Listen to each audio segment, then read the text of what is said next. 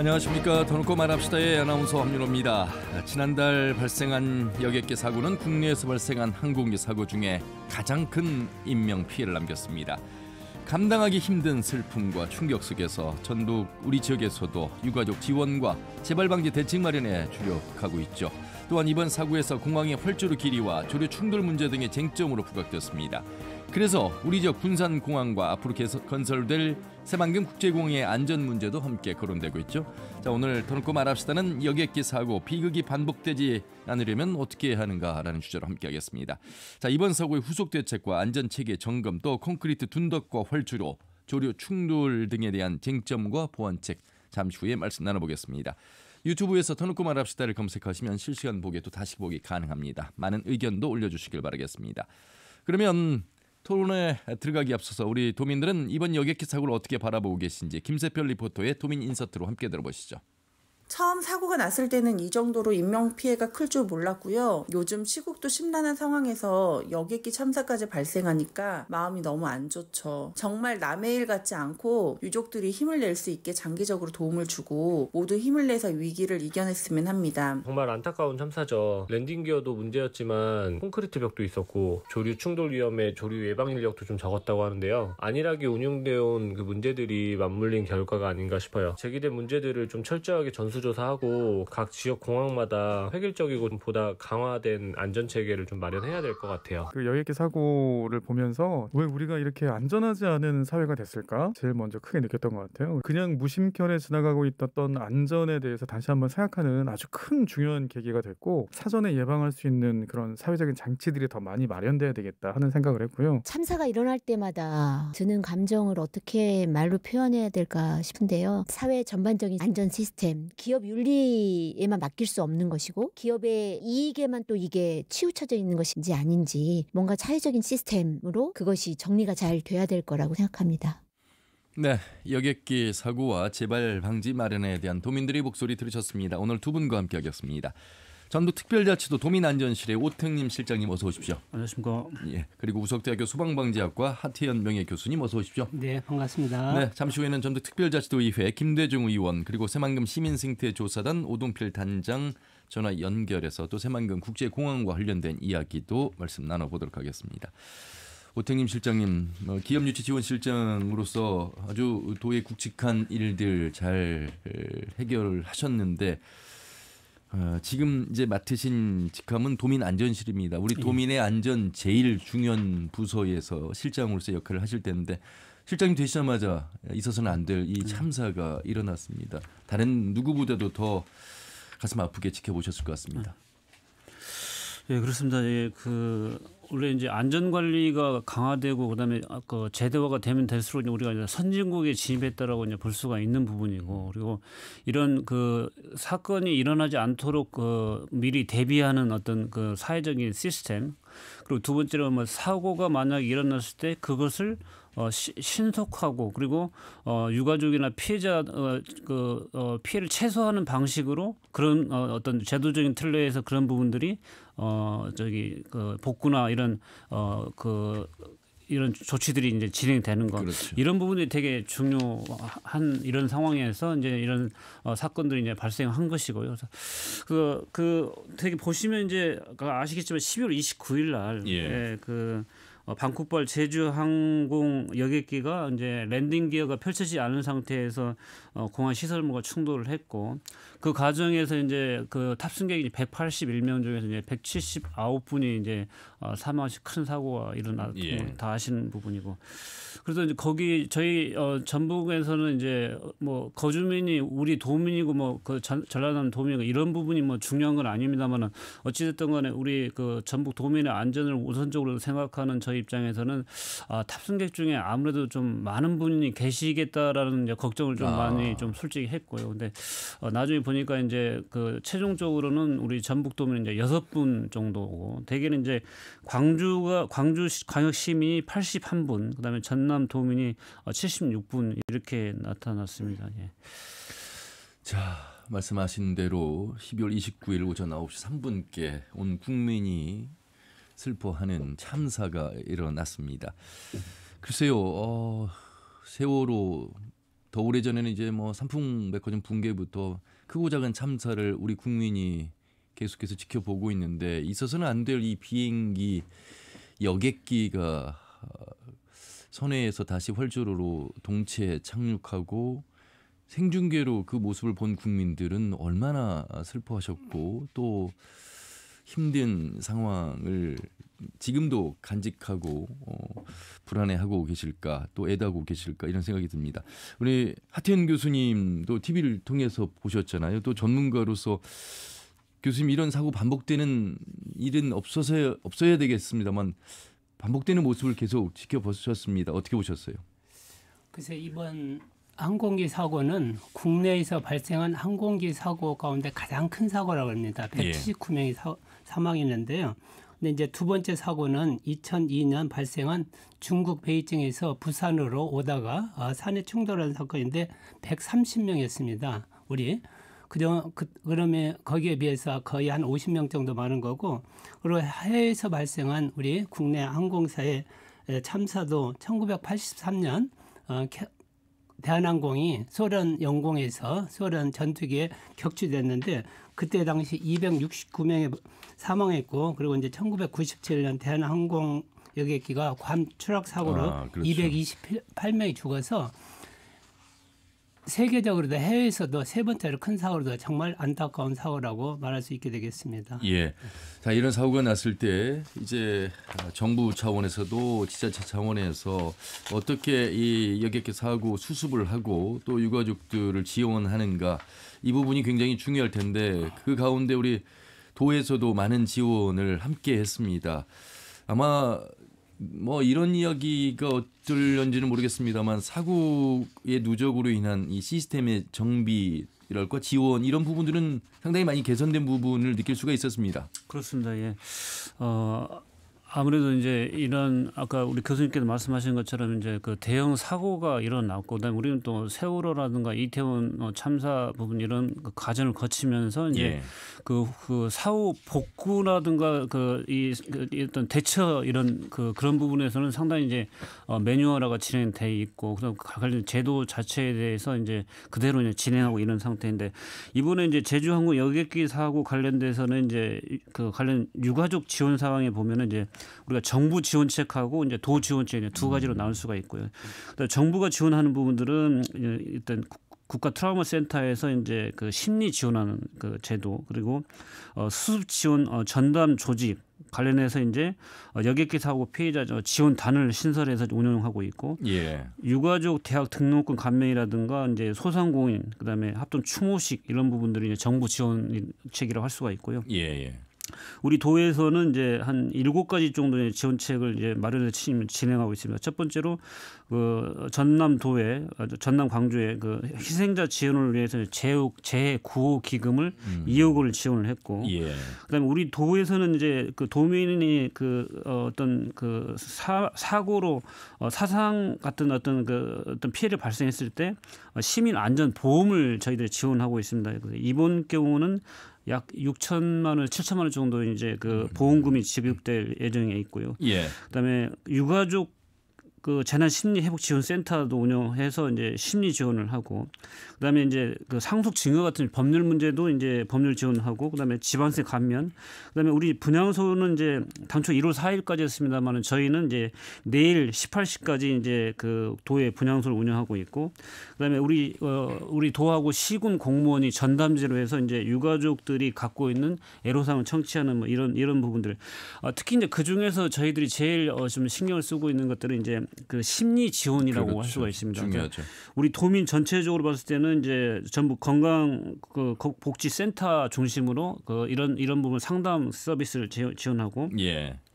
아까 말씀드린 유가족 같은 경우는 그 재난심리 회복 지원 센터, 그다음에 그 소방관, 경찰관 같은 이제 그 현장 종사자 분들에게는 이제 복지부에서 운영하는 국가 트라우마 센터와 연계해서 거주지별로 이제 정신건강센터와 연계해서 상담 지원을 하고 있는 그런 상황이라고 할 수 있습니다. 국가 애도 기간이 지나더라도 누구나 1577에 0199로 전화를 걸면 24시간 상담을 또 받을 수도 있는 내용까지 꼼꼼하게 정비가 되어 있습니다.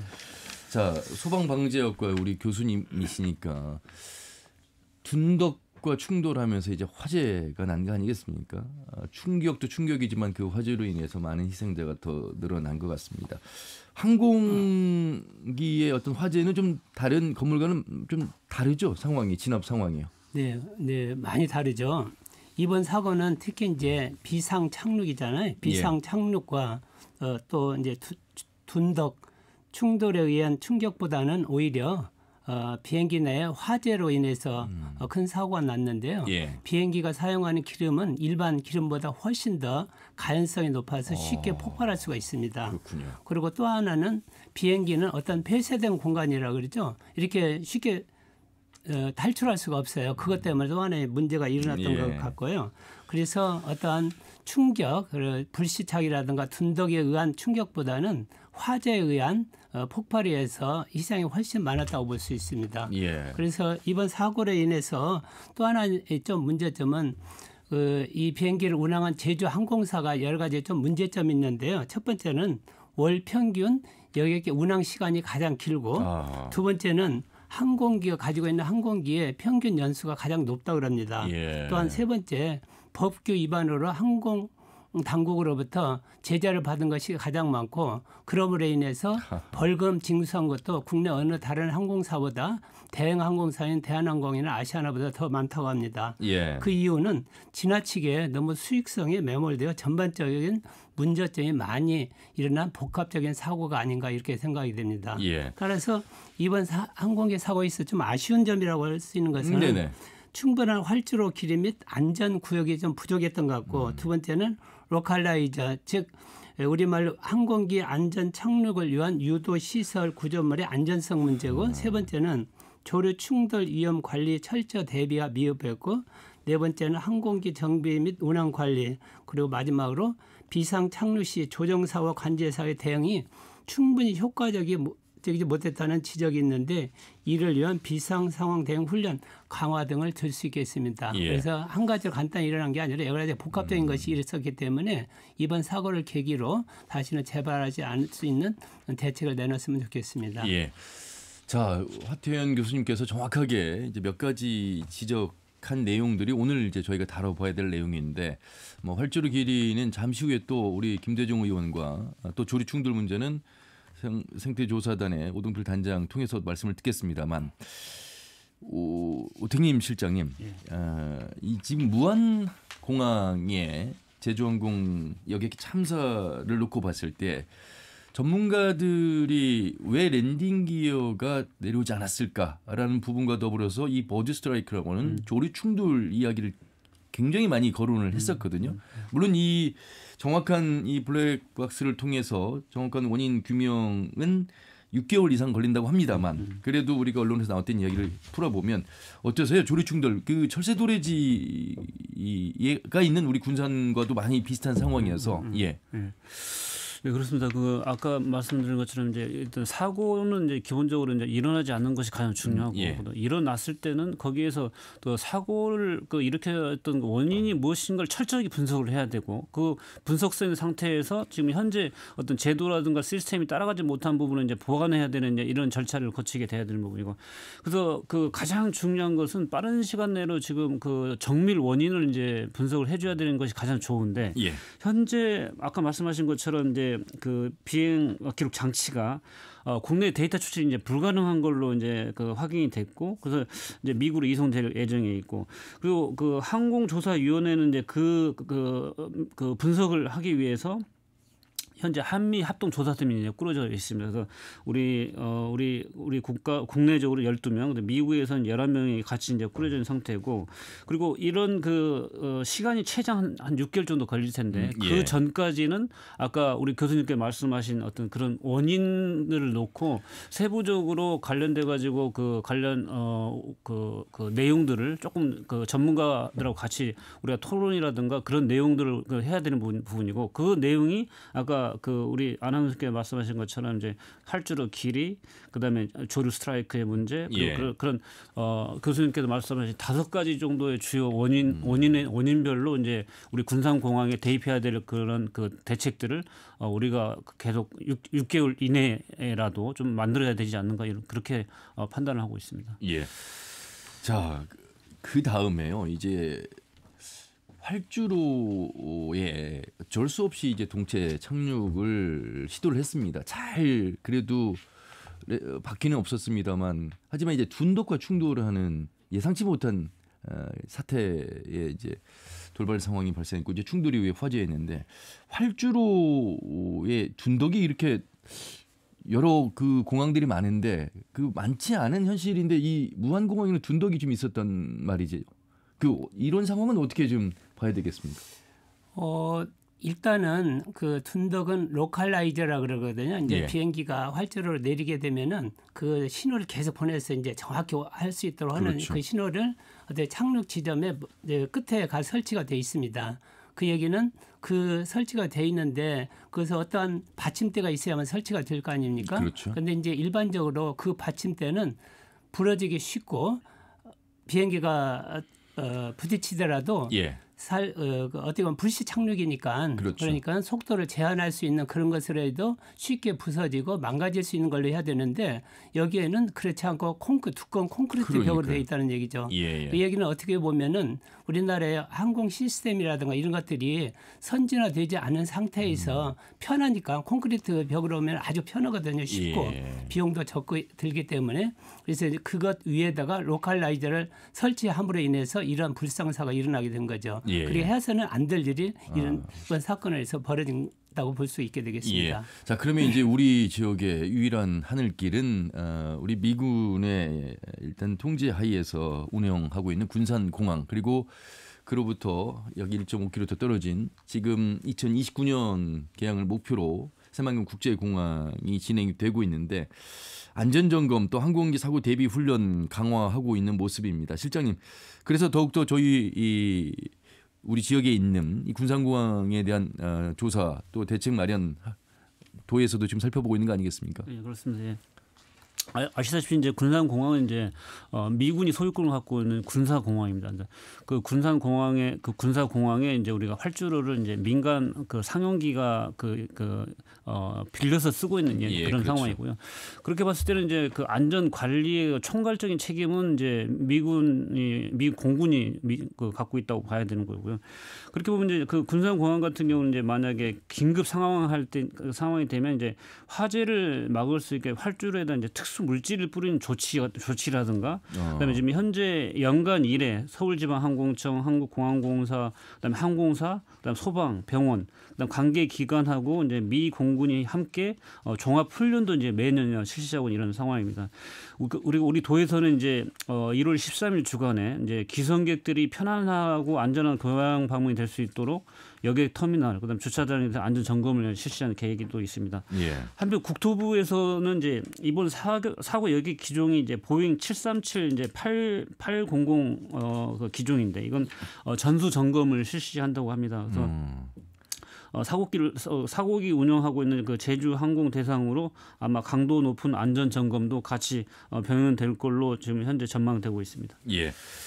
15년 된 이 비행기 말씀을 하셨습니다. 자, 군산공항의 안전점검 또 항공기 사고 대비 훈련 강화하고 있고요.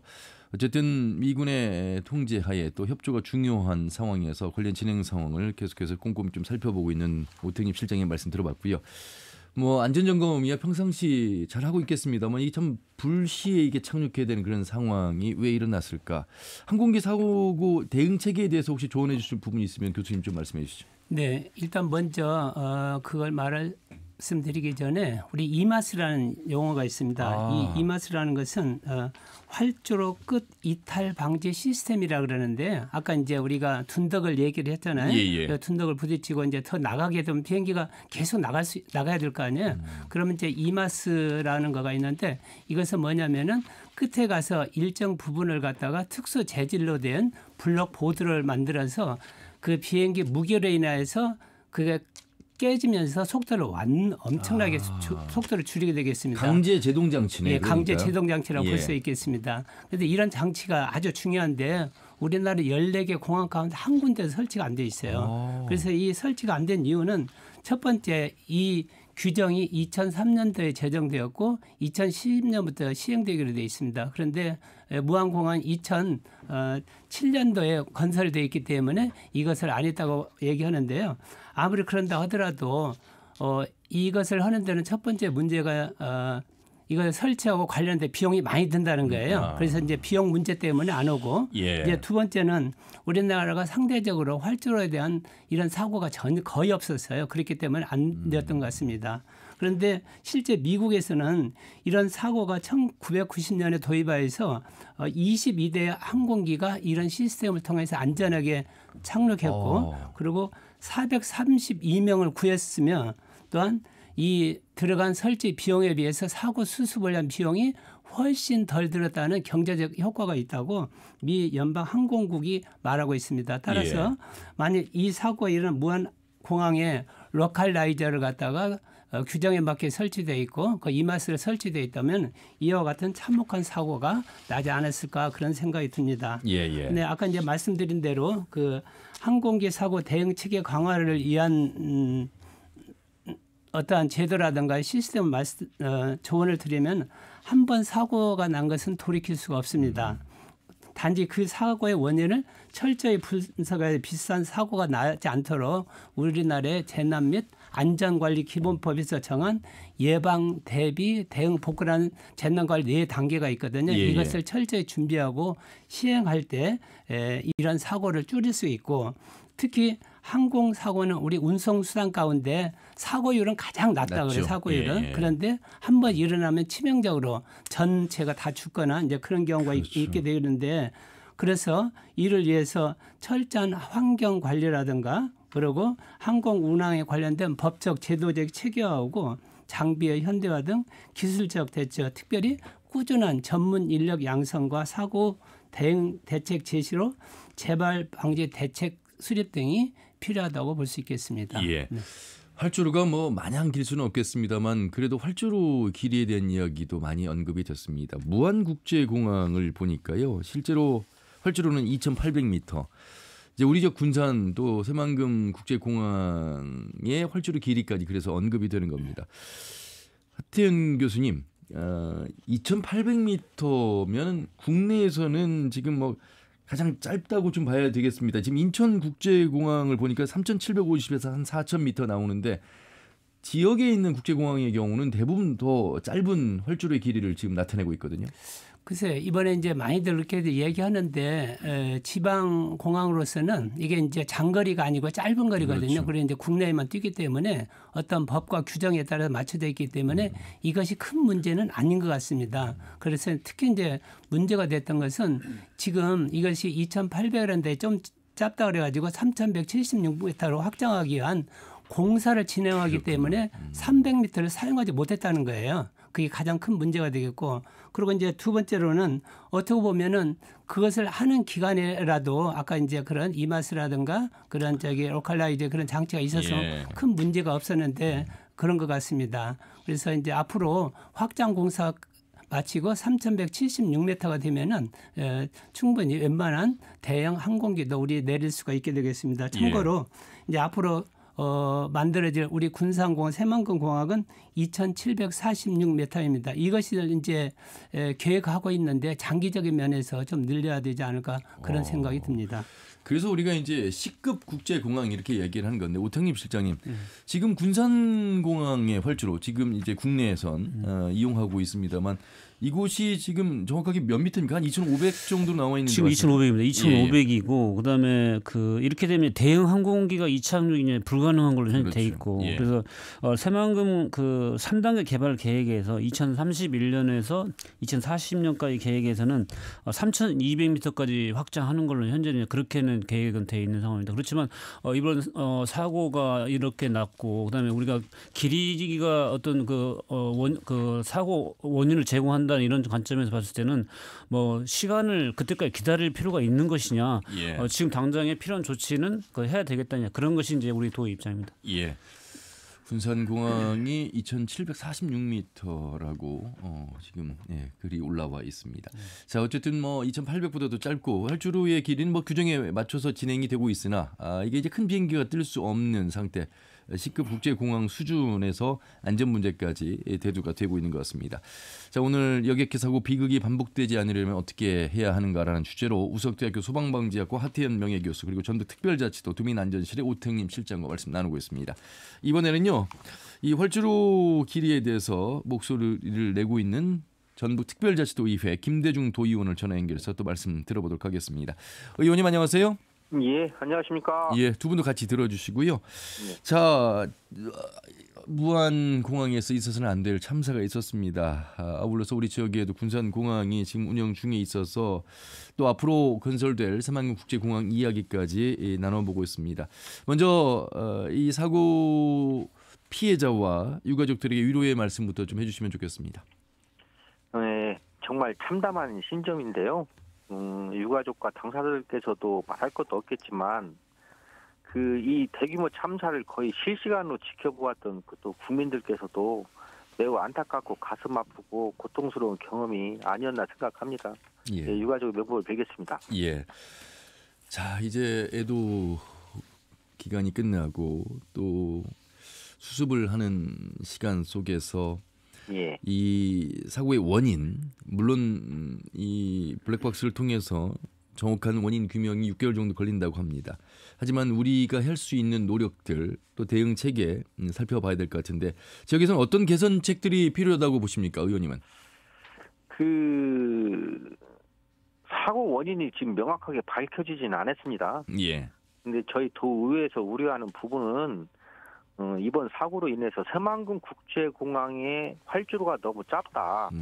그러니까 혹시 모를 사고의 위험이 높기 때문에 활주로 확장을 조속히 좀 추진해야 한다는 거에 대해서 또 한 번 공감을 했고요. 예. 앞으로는 이거에 대해서 적극적으로 건의 활동을 하도록 하겠습니다. 예. 그러면 사실 두 전문가께서도 무안공항의 활주로 길이가 이번 참사의 직접적인 원인은 아니라는 어떤 국토의 발표도 있었고 또 교수님의 언급도 있었습니다만 규정에 의해서 만들어졌고 하필 그 시기에 300m를 연장하기 위한 공사를 하고 있어서 그 둔덕까지 세워진 부분이 더 참사를 극대화시킨 부분 같습니다. 예. 비상 착륙에 대비하고 공항 활용도를 높일 활주로 길이를 충분히 확보하기 위해서 지금 우리가 건의한다고 이게 되는 부분은 아닌 것 같은데 이번 사고를 계기로 그 건의의 목소리의 힘을 좀 더 받지 않을까 싶은데요. 어떻습니까? 근데 이제 제일 처음에 이게 출발할 때부터 수요 조사 때부터 활주로 연장이 좀 짧다라는 건의가 좀 있었습니다. 예. 근데 사실상 설득력이 좀 매우 약했다고 생각이 들고요. 국토부나 기재부에서는 예비 타당성 조사의 비시 점수가 너무 낮다라고 이렇게 하고 있거든요. 예. 그래서 이 새만금 공항에다가 수요가 없으니까 대규모 예산을 들여서 큰 공항을 지어줄 필요가 없다라고 찍어서 지금 이 사업을 진행했던 상황이거든요. 예. 근데 지금 이 공항으로 이렇게 추진이 된다면 우리가 공항을 하려고 한다면 기업 유치라든가 관광객 유입이라든가 또 우리 또 전라북 도민들이 또 항공에 대한 교통 편의 제공 같은 효과가 거의 없습니다. 그래서 지금 규모로는 이스나마나 국제공항이 될 확률이 매우 높다라고 판단이 들고요. 예. 또 하나는 새만금 국제공항을 해야만이 정말 새만금 사업에 정점을 찍을 수 있다. 그래서 좀 건의도 하고요.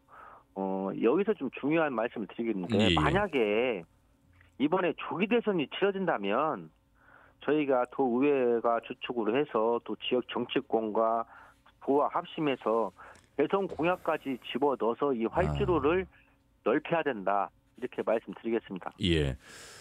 자, 헌재에서 인용이 돼서 정말 조기 대선이 된다면 정치권의 이러한 안전과 관련된 특히나 지금 진행 중에 있는 새만금 국제공항의 경우는 제대로 된 국제공항이 되기 위해서라도 또 안전을 위해서라도 목소리를 내야 된다 이런 말씀이신 것 같습니다. 예산만 하더라도 이게 오늘 이 국제공항이 주제는 아니겠습니다만 가덕도 신공항과 비교하면 13조 대 1조도 안 되는 이 돈이 들어가요. 그렇기 때문에 더욱더 여러 가지 차원에서 목소리를 높여서 안전 관련해서는 충분히 좀 조건들을 좀 갖춰야 될 것 같습니다. 자, 충격 완화 장치 앞에서 하태영 교수님 말씀하셨어요. 이마스라고 하는 부분 강제 제동 장치인 것 같은데 국내에는 거의 설치가 안 됐기 때문에 최소한 국제공항은 앞으로도 개항까지 많은 시간이 필요하기 때문에 여유가 있기 때문에 이런 충격 완화 장치를 보완하는 내용도 건의하셔야 되겠습니다. 당연하죠. 그것은 안전은 가장 기본 중에 기본이기 때문에 예. 그런 부분들에 대해서 정말 하나부터 그 10까지 다 챙겨야 된다고 생각하고 있습니다. 근데 그게 예산이 많이 들어가는 부분인데 예산은 생명하고 직결될 수에 그 예산이 많이 투입이 예산 때문에 안전을 기본을 좀 충실하지 않으면 안 된다. 저는 그렇게 생각하고 있습니다. 예. 국내 공항인 군산공항 미국의 미군의 지금 예. 군사 공항인데 우리가 좀 빌려 쓰고 있다는 오택님 실장님 말씀 속에서 요 지금 2,745m로 나와 있는데 이 활주로에 대한 연장 건의는 할 수 있는 겁니까? 지금 그 도민들이 좀 많이 모르시고 계시는데요. 예. 저에게 지금 군산공항은 미군 공항이기 때문에 저희가 빌려 쓰고 있지 않습니까? 예. 그래서 도에서 도민들이 낸 세금으로 작년 24년도에는 착륙료를 4억 7천만 원을 지급을 했습니다. 아하.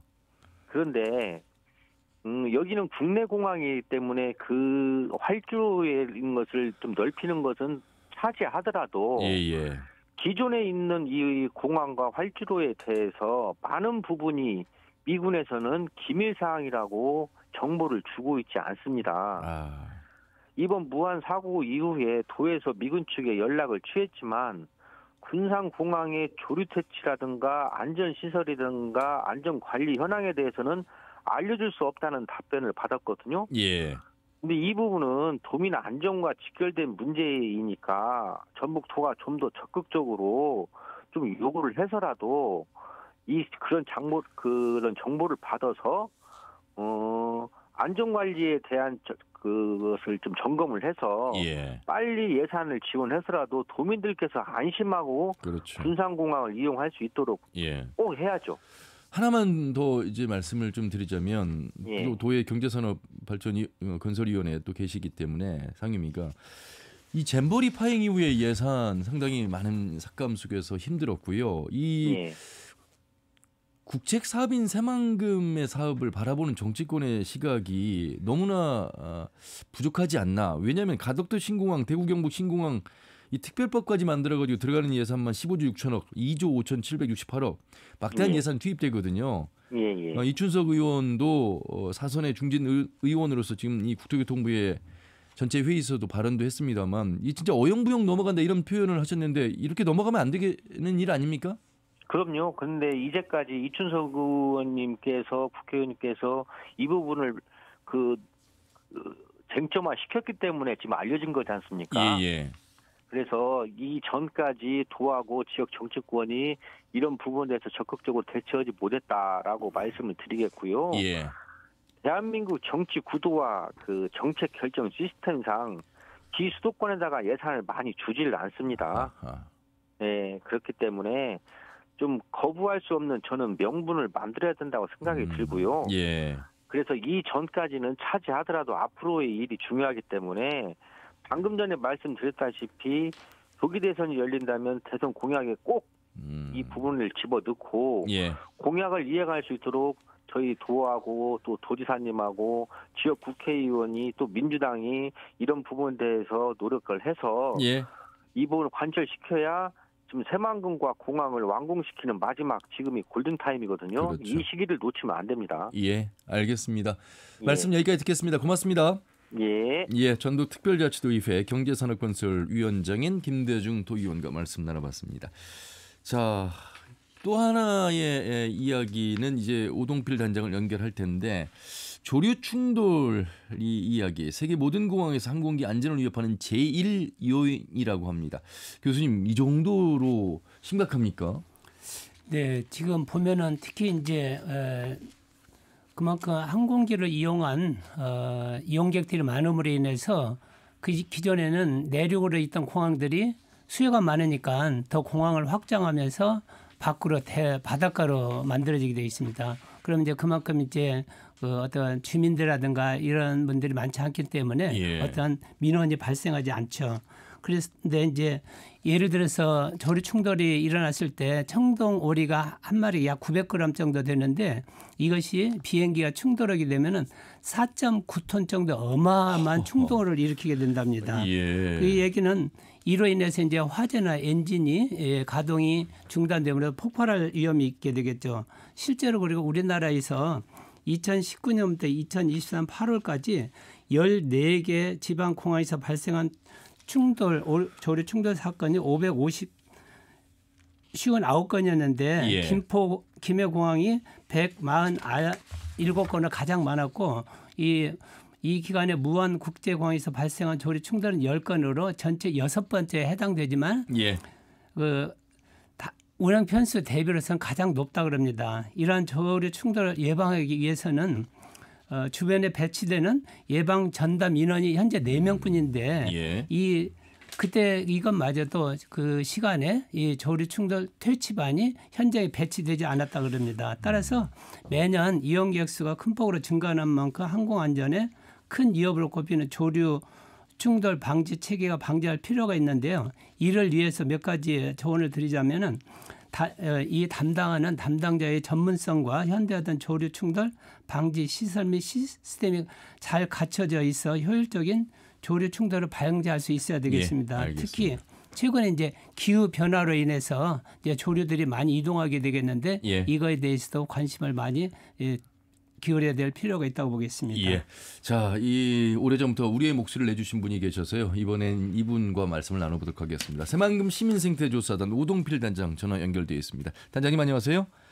네, 안녕하세요. 예. 먼저 이 여객기 사고 어떻게 바라보고 계신지 말씀부터 듣겠습니다. 네, 이 여객기 사고는 원래 일어나면 안 되는 일인데 우리가 지금까지 관과했던 일에 대해서 사고가 난 거라고 생각을 두고요. 공항 안전 문제라든지 조류 충돌 문제라든지 이런 것들이 기존의 우리나라의 공항 입지나 이런 것들에 대해서 그동안 우리가 너무 미흡하게 생각했던 것에 대한 결과라고 보고 있고요. 예. 정말 전 세계적으로 이런 사고가 일어난 거에 대해서 굉장히 좀 우리 국민으로서는 정말 부끄러운 일이 아닌가 이런 생각이 좀 듭니다. 예. 오동필 단장님은 새만금 시민생태조사단을 이끌고 계십니다. 지난 20년 동안 새만금을 오가는 철새들을 촬영해 기록했고 아마 많은 분들이 이 수라라는 이 수라 갯벌 생태에 관련된 영화를 보셔서 그 등장하는 인물이기도 합니다. 그래서 2021년도인가요? 단장님 직접 그 전투기와 새가 충돌한 장면을 찍으셨어요? 네, 예. 예. 그때 그 사진을 보면서는 어떤 이런 우려 걱정을 그때도 하셨나요? 네, 그동안 저희가 새만금 신공항 예정과 관련돼서 이런 조류 충돌 문제가 심각하게 이루어지니까 이 문제에 대해서 저희들이 여러 번 문제 제기를 했는데 예.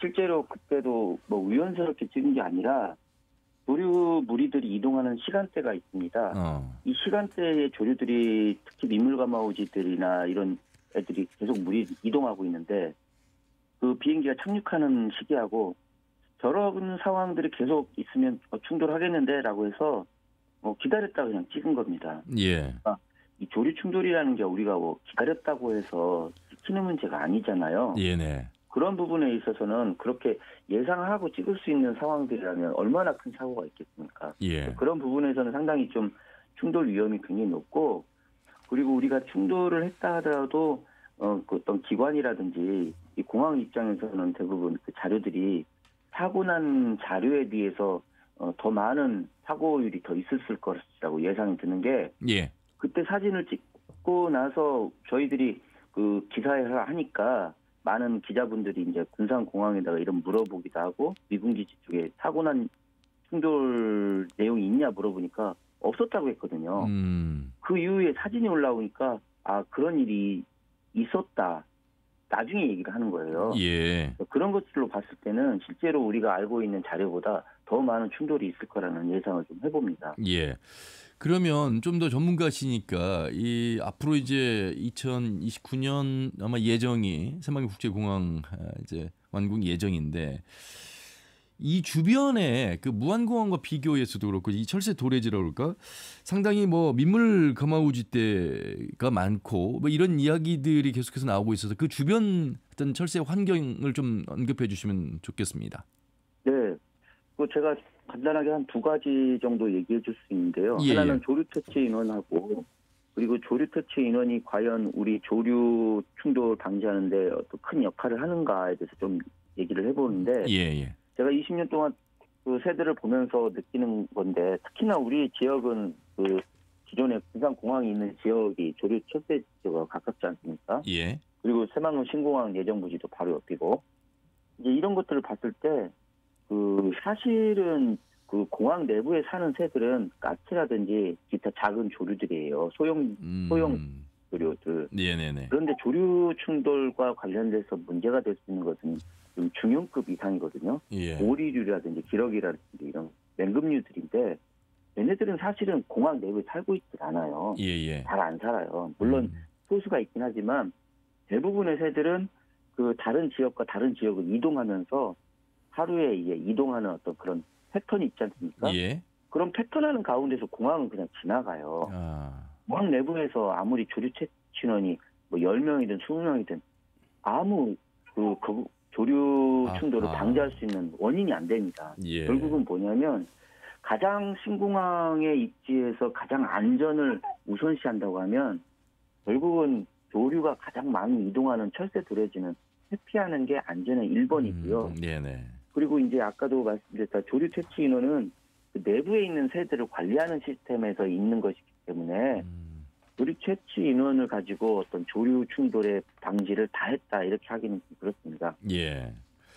그 새만금 국제공항 건설공사 환경영향평가서 공청회에서도 이 부분 우려를 제기하셨죠? 네, 맞습니다. 예. 그 공항 추진 사업 관계자는 어떤 입장을 내놓던가요? 지금 공항 관계자분들은 그 부분에 대해서 정보를 많이 주지 않고 있는데요. 예.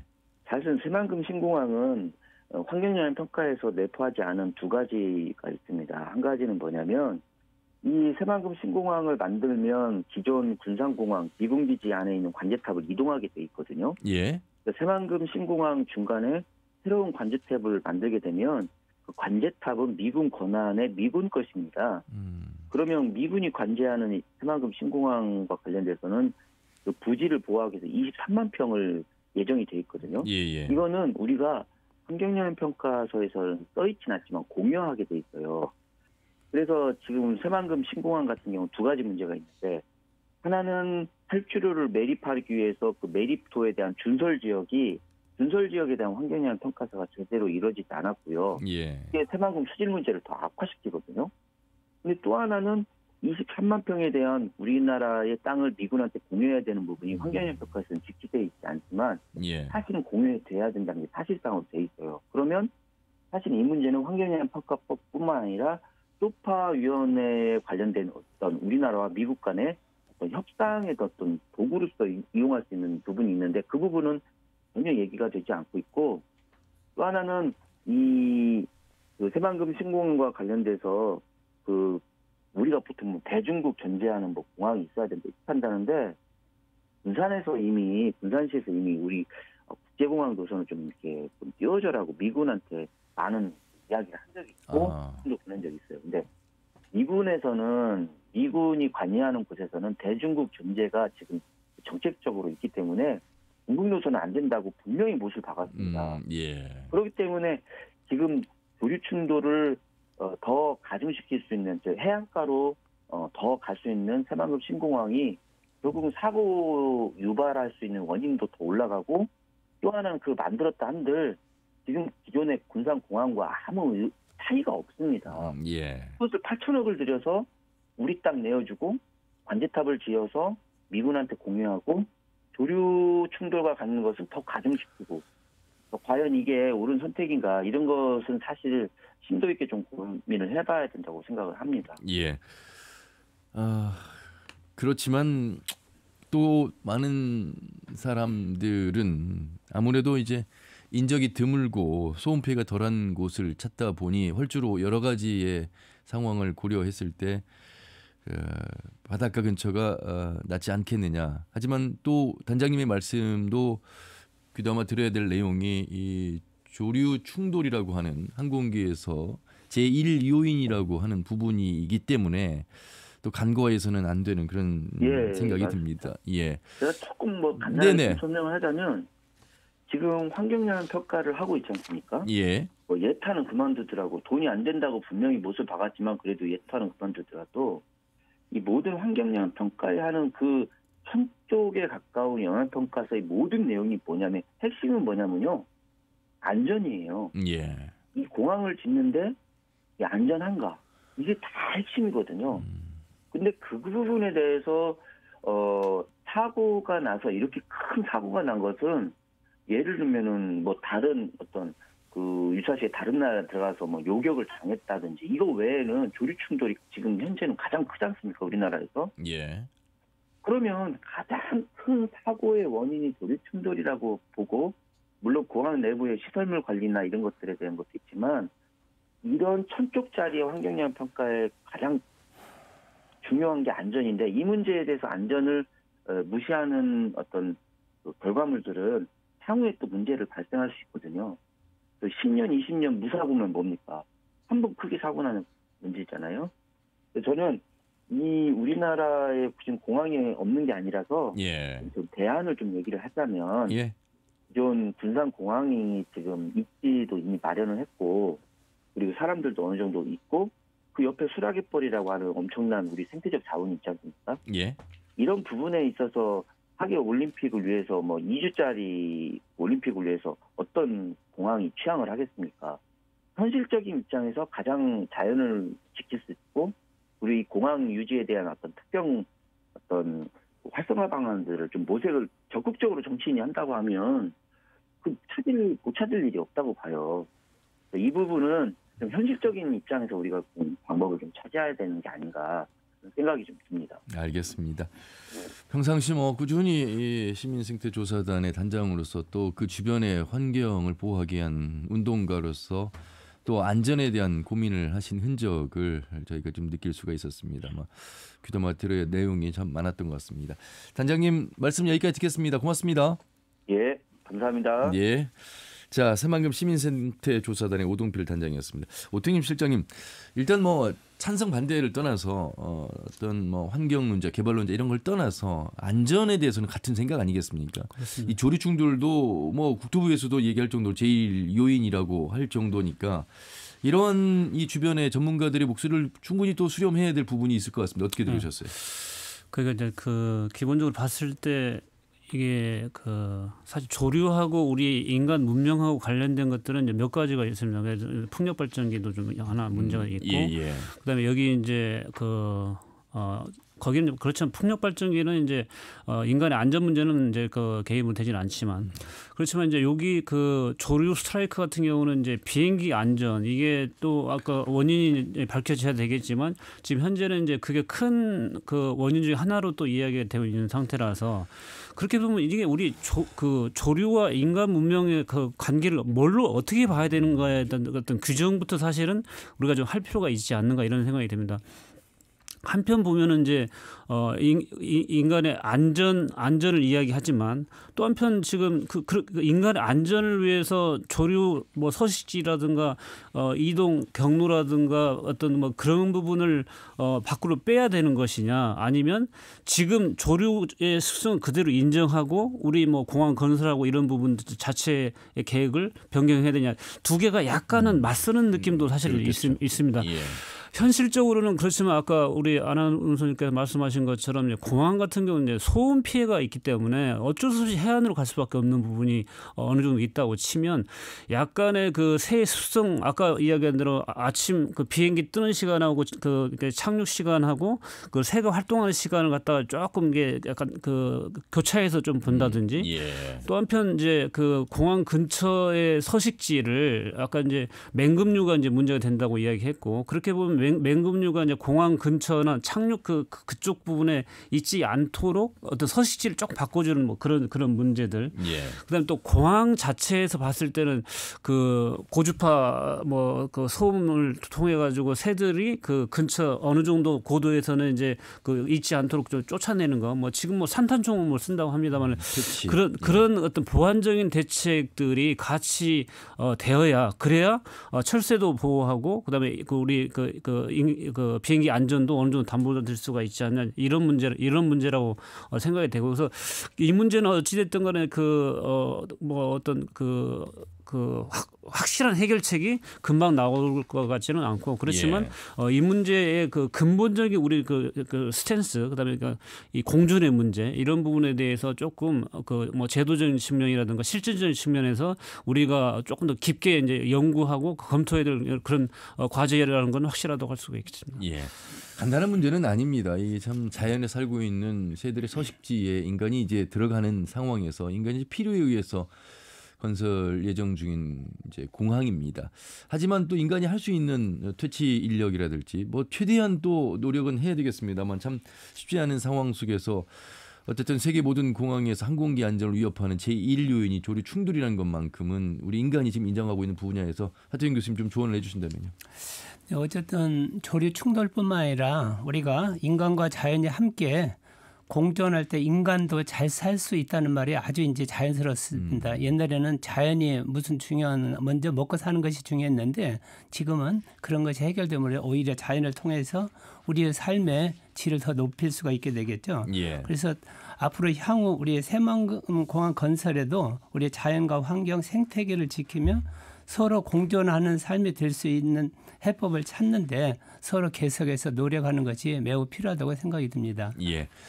자, 실장님이 이제 도민안전실장으로 자리를 옮기셨습니다. 사실 뭐 항공기 참사뿐이겠습니까? 곳곳에 이 안전을 위협하는 요소들, 또 인재도, 또 자연재해도 포함해서 을사년 2025년에 이제 책임자로서 더 많은 강구책 또 예방책들 고심 많이 또 협력하는 회의를 많이 가지실 것 같습니다. 마무리 말씀 부탁드리겠습니다. 예, 저희의 안전관리의 기본 철학은 이제 먼저 예방을 해야 되고 그다음에 예방 관련해서 또 대비가 돼야 되고 그리고 만약에 이제 사고가 일어나면 신속하게 이제 대응을 바로 해야 되고 그다음에 재산적인 피해나 물적 피해가 빠른 시간 내에 이제 복구될 수 있는 네 가지 이제 기본적인 시스템적인 정책적인 판단점을 가지고 있습니다. 그래서 우리가 그런 기조 속에서 이런 조류 비행기 사고라든가 뭐 자동차 사고라든가 각종 사회 재난이나 자연 재난 저희가 관리하는 것들이 한 30종 정도 되는데 이런 부분들이 이런 네 가지 정책적인 관점에서 충분히 사전에 훈련이 돼야 되고 사전에 예방을 더 많이 하면 할수록 뒤에 사고가 일어나는 이런 가능성이 그렇죠. 좁혀진다는 차원에서 그런 선제적인 관점에서의 안전 관리 이런 부분에 주력하면서 그리고 그런 관점에서라도 혹시라도 사고가 일어난다고 했을 때는 신속하게 사고를 조치를 하고 처리하는 그런 역량을 계속 관리하고 키워나가겠다는 그런 말씀을 드리고 싶습니다. 아무리 강조해도 지나치지 않는 안전 올해는 이런 참사가 없길 바라면서요. 다시 한번 피해자들의 명복을 빌고 또 유가족들에게 애도의 마음을 함께 보내도록 하겠습니다. 자, 오늘 방송은 여기서 마무리하겠습니다. 두 분 말씀 잘 들었습니다. 고맙습니다. 네, 감사합니다. 예, 전북특별자치 도민안전실의 오택림 실장, 우석대학교 소방방지학과의 하태현 명예교수 함께했습니다. 더 놓고 말합시다는 다음 주 일요일 오후 5시 5분에 인사드리죠. 함윤호였습니다. 고맙습니다.